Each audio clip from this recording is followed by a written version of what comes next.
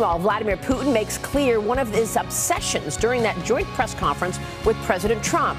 And what is the strategy for House Republicans to keep control of the House as we witness a rising interest in democratic socialism ahead of the midterm elections? Good morning, everyone. Thanks so much for joining me. I'm Maria Bartiromo, and this is Sunday Morning Futures. President Trump responds this morning to the Justice Department releasing more than 400 pages of documents related to the 2016 FISA application for former Trump campaign advisor Carter Page. It shows that infamous Steele dossier was, in fact, the major component for the surveillance warrant. Fresh reaction from both House Judiciary Committee Chairman Bob Goodlatte and Alan Dershowitz coming up this morning. Vladimir Putin called him out by the name during the Helsinki news conference by President Trump. Today, Bill Browder responds to the Russian leader. He'll join me live. And the midterm races heating up. I will speak exclusively with House Majority Whip Steve Scalise about the Republican leadership strategy to keep control of the House. All that and a lot more right now as we look ahead on Sunday Morning Futures.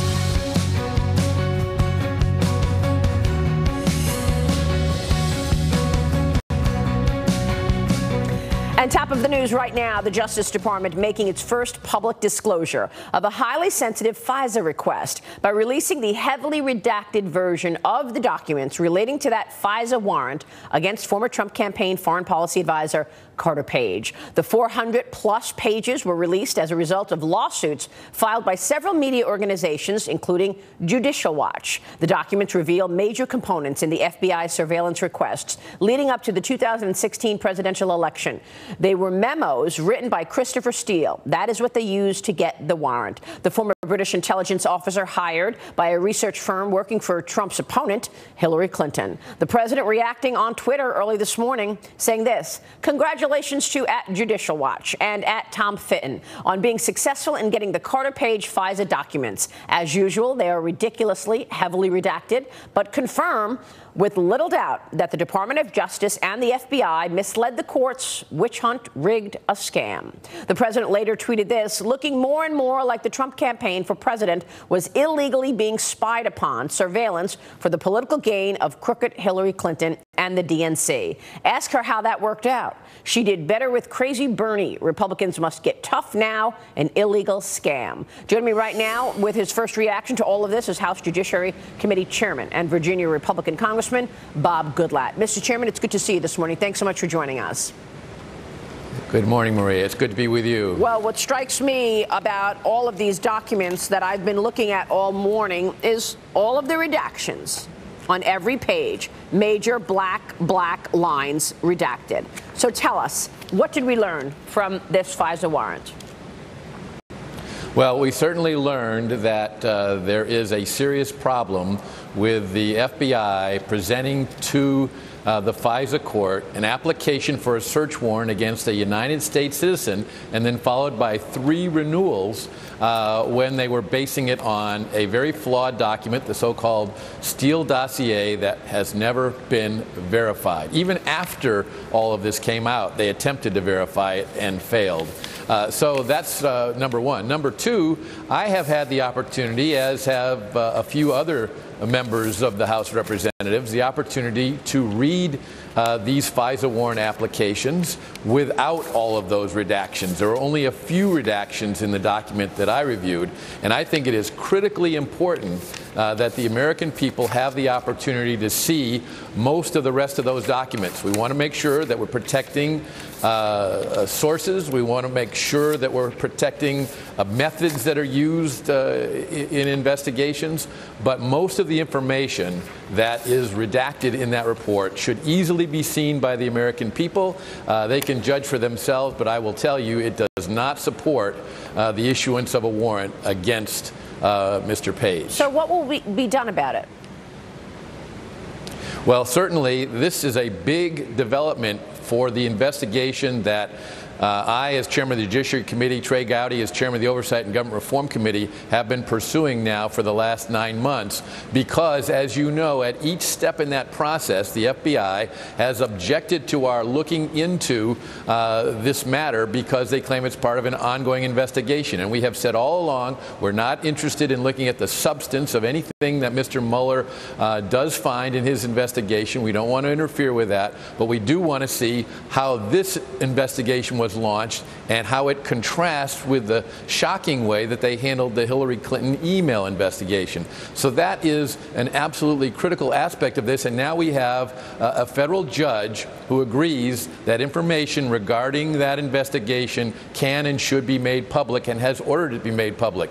Much more needs to be done in that regard, but the Congress, which has subpoena power and has issued subpoenas with regard to both documents and witnesses, is entitled to have answers to our questions, and I think that this is a major boost to that effort. There was one redaction here about an agent. Are we agent launching this investigation?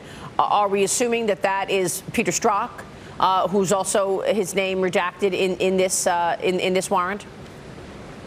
Well, I can't comment on the redacted items in that until a court has ordered them to be made public. But I can say that based upon our other aspects of this investigation, that Peter Strzok was at the heart of both the Hillary Clinton email investigation, where the FBI bent over backwards to find every way possible to not proceed with that case. And in fact, as you know, they did decide in a very public and controversial way not to proceed in that investigation.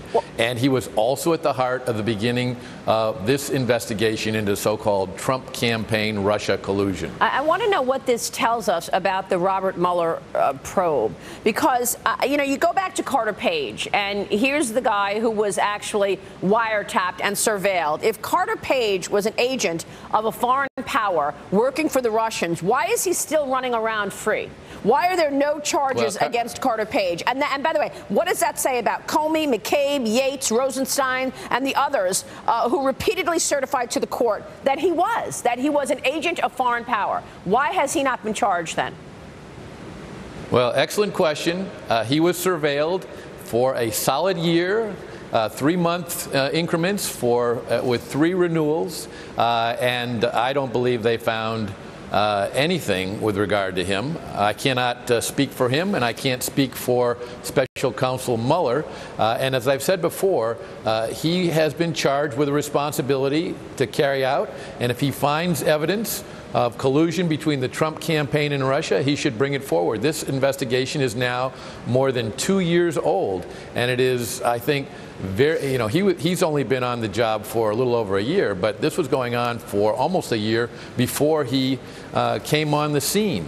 And still it is a cloud, a shadow over this administration. It is something that if they have the goods, as Chairman Gowdy has said, bring them to a grand jury.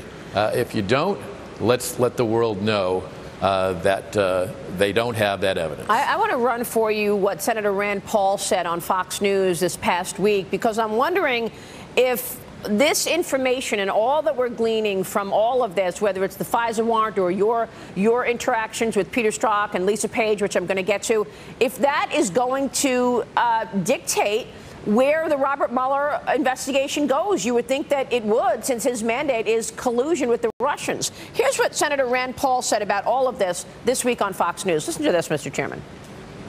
The president sees the Mueller investigation. He sees all these accusations from partisan Democrats, Hillary Clinton saying, oh, he colluded with the Russians. But then he also sees that the only people who actually we know colluded with the Russians were Hillary Clinton, who paid a British agent who then paid Russians for information for this dossier. So he feels like the intelligence community cooked up a political or partisan investigation. Would Robert Mueller interview Hillary Clinton? Well, I can't speak for Robert Mueller, but I can very heartily agree with Senator Paul when he says that Democratic operatives related to the Clinton campaign and the Democratic National Committee paid for the creation of this so-called Steele dossier and then turned it over to the Federal Bureau of Investigation. But what's so unprecedented about this is that the FBI then took it, weaponized it without ever verifying its credibility, and brought it to the FISA court without disclosing the source of that information. That is deeply troubling, and it is a part of the reason why the new FBI director has been hard at work trying to reform this organization whose credibility has been damaged by a few key people. And by the way, those few key people are the same people in both of these investigations. James Comey, Andrew McCabe, Peter Strzok, Lisa Page, the FBI counsel, the chief of staff to the director, the same people in both these investigations, in one instance doing everything possible to avoid indicting Hillary Clinton, including allowing her chief aides to be in the room with her when she was interviewed by the FBI, creating a memo exonerating her before most of the witnesses, including Secretary Clinton, had been interviewed. Not putting this before a grand jury, even though they had impaneled a grand jury in that investigation. They didn't let the grand jury determine whether she should be indicted. And then changing the language in the memo from gross negligence to extreme carelessness. Gross negligence very closely tracks a statute. Extreme carelessness is not a meaningful phrase, all to avoid indicting her. Yeah. That is shocking. And many of the people that you mentioned, they have signed, they're on the signage page of this FISA warrant, they all signed it, okaying it, and that includes John Brennan, Sally Yates, John Brennan, Jim Comey, Peter Strzok. So John Brennan, he is the man who deserves a belated bit of scrutiny, according to the Wall Street Journal, Kim Strassel's op-ed just this past week. We know that John Brennan has been all over town trashing President Trump and trashing the hearing that your committee actually did with Peter Strzok. What are your thoughts on John Brennan's involvement? Well, we have lots of questions for John Brennan, and he will definitely be sought by the committees for an interview. This is an extremely disturbing thing to see both he and James Comey, supposedly impartial government officials carrying out their jobs in very important areas in intelligence gathering and law enforcement, express the kind of extreme bias that they've shown now, which I think reflects quite accurately on what they were doing back in 2016. So he's on your list of witnesses to have in to interview them? Absolutely. Who else is on Definitely. that list? Well, we're going to go through. We've received a list from the Intelligence Committee of literally dozens of people. We're going through that list now and determining which ones are our priority. I think I would rather leave it at that, but certainly we will also be talking to Director Comey and former Attorney General Lynch. Let me ask you about Lisa Page. I know that you had behind closed door meetings with her, but apparently during that hearing you have discovered more information that you want. Can you tell us anything about the Lisa Page testimony and what you learned? Well, it was a private, confidential interview, but I will say this, that Ms. Page, in contrast to Mr. Strzok, was far more forthcoming and gave us far more information regarding what was going on in 2016 and into 2017 to help our investigation. But I'll also say that she reminded us of some documents that hadn't been talked about for a while, including the fact that there are not only memos by James Comey that we're all aware of, but also memos by Andrew McCabe, the deputy director of the FBI, that are of interest to us as well, and we're seeking those now. So now you're seeking those documents. I know that you have been focused, and certainly your colleague Devin Nunes has been focused on any information before the actual investigation was launched, which was July 31, 2016. Mr. Chairman, I want to take a short break, and then I want to come back to that. We also have much to discuss with you, including that showdown with Democrats over a House resolution to support ICE. We'll be right back with Chairman Goodlatte. Follow me on Twitter at Maria Bartiromo at Sunday Futures. Let us know what you'd like to hear from Chairman Goodlatte. And of course, one text from Peter Strzok to Lisa Page that basically says there's no there when the Robert Mueller investigation launched, correct? That's correct. Yeah. Okay, we'll keep following that. Let me move on to immigration. You've been working, obviously, with two bills. Are you going to be able to get one of them across the finish line before the midterm elections? What are your expectations there, Mr. Chairman? Well, you know, Maria, 224 House Republicans, all but 12 of the Republicans in the House, have voted for one of the two measures that we offered. Unfortunately, neither one got to 218. One got to 193, just 21 votes short of what is what was the majority that day. Right. And there are many members hard at work trying to make sure that we bring some of the measures from the second one into the first one and get over 218 votes. That would be huge. Okay, well, we'll wait for that. And real quick, I know you had some technology executives in a hearing as well. You are looking at the editing of information, conservative ideas. Tell us what you're looking at in terms of technology CEOs and where you are in that regard. Real quick, sir. Well, we held a hearing last week with representatives from Facebook, Google, and Twitter, in the case of Google, particularly YouTube, regarding their censorship policies, which they do on all three of those social media platforms. And we have had the opportunity to ask some very probing questions about how it is that they have liability Mr. protections. Chairman, we're going to be looking at newspaper this. Or Thank you so much. Good to see you, sir. Chairman Goodlatte, we'll be right back. On a non-binding resolution to oppose giving Russia access to U.S. officials. Vladimir Putin making the proposal in exchange for allowing special counsel Robert Mueller access to the 12 Russians indicted by the Justice Department. Putin made the suggestion during that Helsinki news conference with President Trump, calling out my next guest by name. Watch this. We can actually permit official representatives of the United States, including the members of this very commission headed by Mr. Mueller, we can let them into the country and they will be present at this questioning. Then we would expect that the Americans would reciprocate, and we can bring up Mr. Browder in this particular case. Bring up Mr. Browder in this particular case. Joining us right now is the man, Bill Browder. He is the CEO of Hermitage Capital Management and a thorn in Putin's side now for several years. Bill, it's good to see you this morning. Thanks very much for joining us. Great to be here. Look, I know you a lot of years, Bill, and we've talked about your story for a lot of years. But even then, for me, after knowing the story as well as I do, I got chills down my back when I heard Vladimir Putin mention your name. What did you think? Well, I should point out that he's been mentioning my name on a regular basis for the last 6 years. In fact, I would go so far as to say that Vladimir Putin is obsessed with me. He's obsessed because I was the one responsible for getting the Magnitsky Act passed in 2012, which sanctions Putin and his corrupt cronies for human rights violations, and he hates that. So tell us about that, because just to briefly go through your story, at one point you were one of the leading investors in Russia. You owned a lot of Russian companies, Russian stocks in your Hermitage Capital Fund. You were living between Moscow and London. You were traveling back and forth all the time. When you became aware of corruption going on, oligarchs stealing money from Russian companies, you wanted it stopped. You started to become more of an active investor, calling out this. And then what happened, Bill?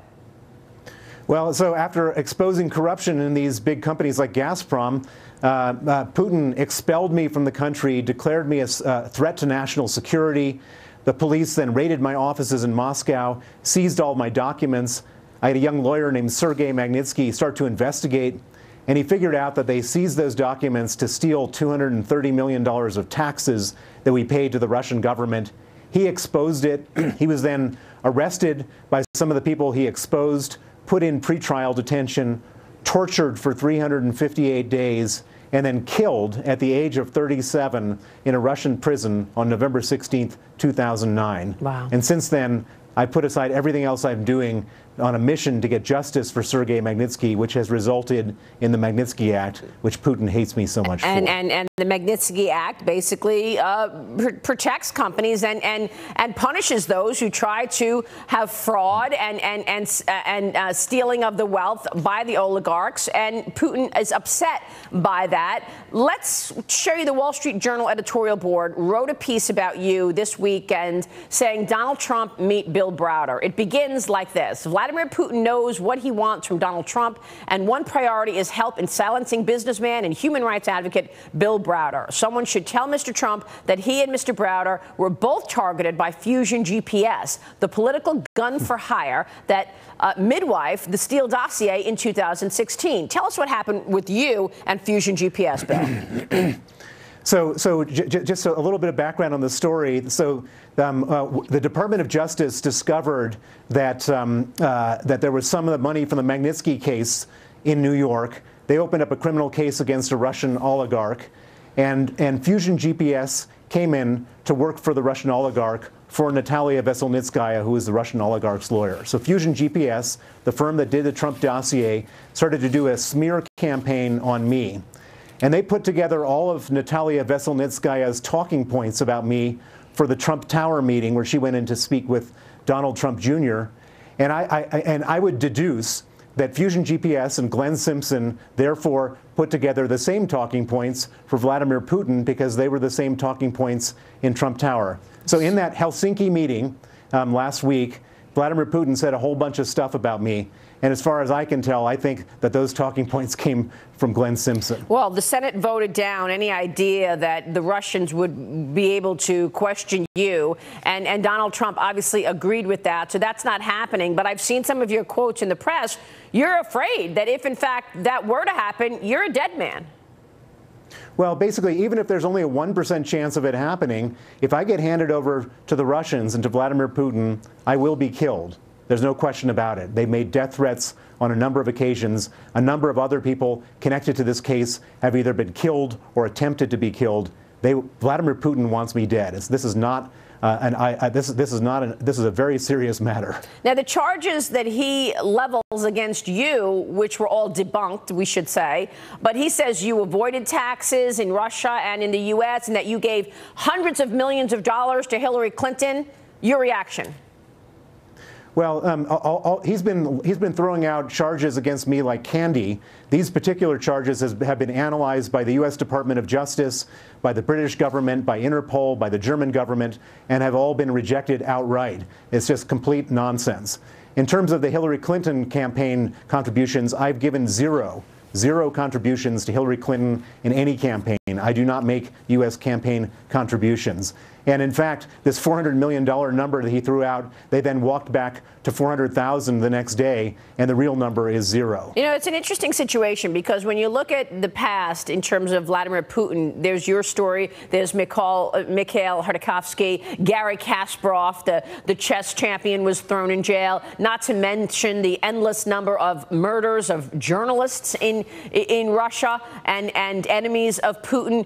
Then again, Russia and the U.S. control 90% of the world's nuclear capability. What does President Trump do? He has to work with the other partner of the nuclear capability, no? But it's important to put a picture together of who Vladimir Putin is.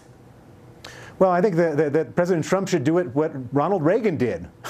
I mean, Russia and the Soviet Union have had these nuclear warheads for a long time. Ronald Reagan knew what to do, which was to contain the Soviet Union, and Donald Trump should contain Russia. This is not, you don't make friends and buddy-buddy up to a hostile, malign power. And that's what that 98-0 vote was about, and every other vote in Congress about Russia. This is not a partisan thing. This is it's un-American to do anything other than contain Vladimir Putin. It feels at this point we are seeing a new era, and it seems that the president understands who this person is. But we will keep watching that. Bill Browder, it's good to have you on the program this morning. Thanks very much. And we are not saying where you are coming to us from. We understand the danger you are in. Next up, House Majority Whip Steve Scalise. Stay with us. In the House with me now in an exclusive interview is House Majority Whip and Republican Louisiana Congressman Steve Scalise. Congressman, it's great to see you this morning. Thanks so much for joining us. Morning. Always great to be with you, Maria. So what is the plan to retain control of the House from your standpoint? The plan's to continue focusing on getting the economy moving, seeing this great economic growth, and then locking it in. We're going to bring some more bills to cut taxes. We're going to make the tax cuts permanent. That bill Chairman Brady and his committee are already working on. We just did a Jobs 3.0 bill, a bill to provide more regulatory relief and do some more things that will help create more jobs and rebuild the middle class. And look, it's a stark contrast with the radical left's agenda right now in Washington. I mean, Pelosi is talking about raising taxes, She's talking about abolishing ICE, single-payer health care. That's not the direction we need to go. So let's keep the economy moving. We're going to continue focusing on it this week. We're going to bring a bill to repeal the medical device tax, push back the health insurance taxes, the HIT tax, some of these things that are hurting health care in this country. Let's focus on getting the economy moving. And by the way, the economy is going to show movement this week. We get the GDP number out on Thursday, and all expectations call for a second quarter GDP number of 4%,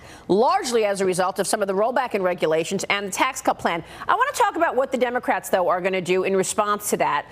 Joe Lieberman, former senator, wrote an op-ed, and Lieberman writes this in an op-ed in the Wall Street Journal this week: "Vote Joe Crowley for working families." It begins with this quote: "Alexandria Ocasio-Cortez's surprise primary victory over Representative Joe Crowley seems likely to hurt Congress, America, and the Democratic Party. It doesn't have to." What Lieberman writes is that he's hoping that Crowley's name is on the ballot because the idea to abolish ICE came from her, Alexandria Ocasio-Cortez. And Tom Perez, the head of the DNC, says she's the future of the party. Well, I hope she is, because it shows such a dramatic shift to the radical left. That's not where America is. America's still a center-right country. And you saw she was out there with Bernie Sanders going through the Midwest, going to Missouri. You know, she was in Kansas City. They're trying to push this idea of abolishing ICE, of all things. I mean, think about this, Maria. The very people who keep our country safe. ICE has been directly responsible for stopping human trafficking, stopping and saving some of these kids that are being exploited from human trafficking. And they want to get rid of them. They want open borders. That's not what this country is all about. I hope they keep going around and letting people know that's what they would do if they were in the majority. I don't understand the idea of open borders. I mean, it's really questionable in terms of that being a platform to run on. In terms of immigration and your efforts, we just heard from Bob Goodlatte.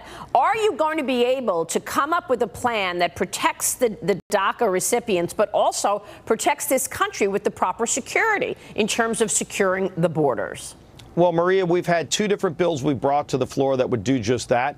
And as you heard Chairman Goodlatte say, we've had large numbers of Republicans vote for it, but not one Democrat. So when you have, between the two bills, 224 Republicans voting yes to build the wall, secure the border, solve the DACA problem, and the visa lottery system, and not one Democrat could find a way to vote for any of those bills, it shows you they don't want to solve this problem, and we do. We'll keep working on it, but let's look at those votes, Maria, to show there are serious Republican plans to secure this country's border, and every single Democrat voted no because Nancy Pelosi bullied him and threatened him and said she didn't want to provide Donald Trump with a win. That's not what this country is all about.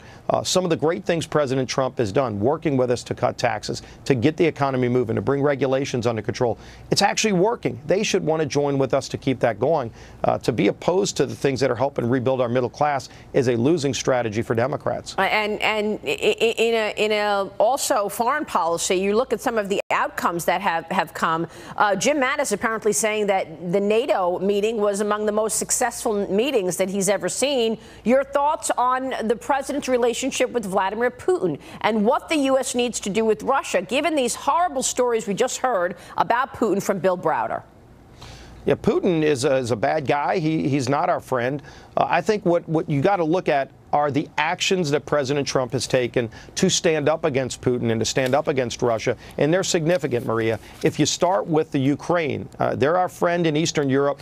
You saw Putin rolling through Crimea, moving into Eastern Europe, and Barack Obama sat on the sidelines. Those countries, by the way, the Ukrainians, they didn't say give us boots on the ground. They said, can you just sell us arms so we can push back against the Russians' aggression and bomb their tanks? And Obama said no. President Trump said yes and actually sold them those missiles so that they can defend their country and push Russia out of Eastern Europe. Yeah. And that's happening right now. He kicked out diplomats. He increased sanctions against Russia.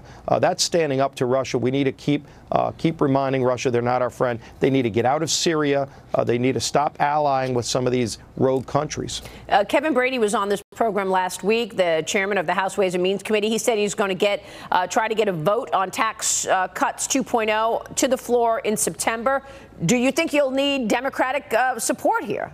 Is anybody going to vote for tax cuts 2.0 when they're complaining about deficits and they didn't vote for tax cuts 1? every single Democrat should vote for tax cuts 2.0. But they won't. Because it's worked for our economy, but they probably won't, Maria. And look, we're going to go forward anyway. What Chairman Brady's doing, I think, is important work. He was down at the White House just a few days ago working with President Trump to make sure that the cuts include all the things we want to do to keep this economy growing. Right. I mean, we're seeing historic growth. Let's keep it going. We're going to have a bill on the floor to do just that in September, and it'll pass the House. The real question is, will every Democrat vote no like they did last time, now knowing how well it's working for middle-class families? It's a win for President Trump, for sure. Congressman, it's good to see you. Thanks so much. Great being back with you, Maria. We appreciate you joining us, Congressman Steve Scalise there. The Department of Justice released heavily redacted documents last night relating to the surveillance warrant against a former Trump campaign aide. So what, if anything, do these documents tell us? Alan Dershowitz weighs in next as we look ahead on Sunday Morning Futures right now.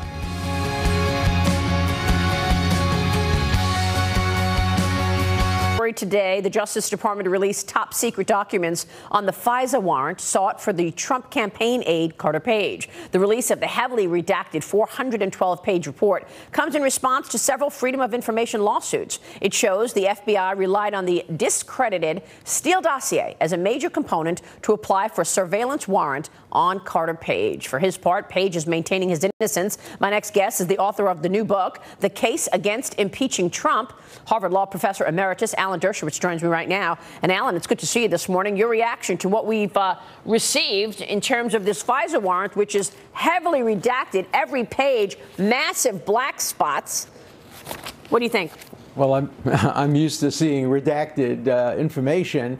I would say 90% of redactions are generally designed to cover people's incompetence, and they're not national security. And I think you should have an objective, neutral person go through the redactions and always err in favor of publicly releasing and transparency rather than secrecy. But what it also shows us is that there is potentially a violation of a United States Supreme Court decision called Franks versus Maryland and its progeny. That case says when you make an application for a warrant, you have to be truthful. And if you omit important information or fail to disclose information that might discredit the source, there's a real legal problem. And here, of course, we know that the Steele dossier, we know how it was obtained, we know the circumstances, and the FISA court didn't know those pieces of information, should have known it. And the question really is, was there other information sufficient beyond the Steele dossier to justify intruding on the privacy rights of an American citizen? That's we right. don't know enough yet to answer that question. Well, I mean, we know that one other piece of information used was a Yahoo article about the Steele dossier. So it was all based on the Steele dossier, and then they re-upped it and they had to get additional sign-offs on it 3 times with the same information. Normally, you would, when you go to re-up a warrant, you have new information. It's all based on the dossier. Look, is it high time we all admit that the Obama administration spied on the Trump campaign because it was a political enemy and there was an election? Well, I'd like to know more about that. That's why right from day one I called for an independent, nonpartisan, expert investigating commission that would look at the entire 2016 election, ranging from Comey's statements to Strzok to whether the Obama administration put a spy in the camp. All of these things are relevant to all Americans, and they're nonpartisan. We want to see fair elections. We don't want to see the thumb of any FBI agents, Justice Department officials, Russia, Comey. We don't want to see that thumb, even the pinky, on the scale of our own elections. And we're not learning this from the Mueller report. I mean, it certainly doesn't feel good. It feels like it's rigged, this whole thing. What happens now, in your estimation, based on what we know from Peter Strzok, what we know about the hearings in terms of Lisa Page, and, of course, all of these texts? Well, we'll see, first of all, whether any of this appears in Mueller's report, because there's going to be a report. But there are also indictments, and there'll be some contested cases.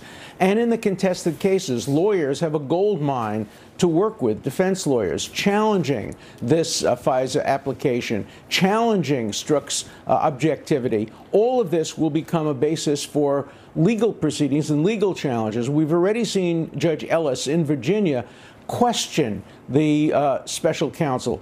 Wonder whether not only are they trying to make people sing, but also make them compose. The process is a very flawed one, and the more the American people know about it, the more distressed they are at how special counsel operate, particularly in the context of political elections. We need to know more, not less. We need less redaction, more transparency, and we have the right to judge for ourselves whether our system of justice is operating fairly within the Constitution and consistent with civil liberties. Right now, there are questions, more questions than answers. There sure are. All right, well, we're going to keep watching that and wonder when the Robert Mueller report will be out.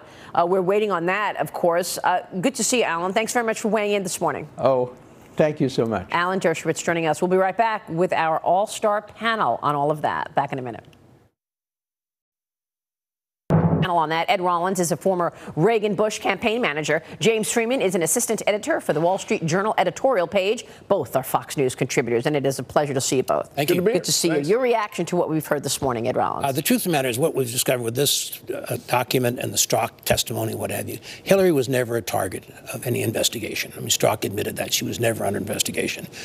They clearly, Strzok, I think, was one of the instruments of really going after the Trump campaign, and he's trying to woo his girlfriend, and basically she was a very anti-Trump.